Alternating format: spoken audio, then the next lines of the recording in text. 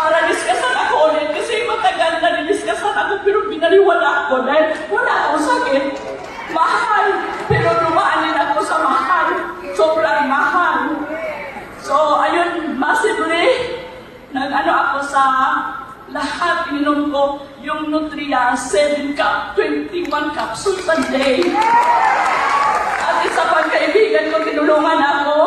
I am from Manila, pero kababata ko siya, si Rosie Quizon, na nakabase siya sa Manila. Tinulungan din si ma'am, ganun talaga, 1 bottle a day. So, 2 express kinuha ko. Ininom ko lahat, hindi ako nag-isip ng business kasi gusto kong mabuhay.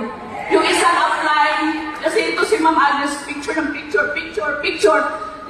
Binadala pala niya doon sa upline niya, sabi niya, naku, mabuhay pa kaya ito. Mukhang malaki ang gagawin pa na. Mukhang trabaho.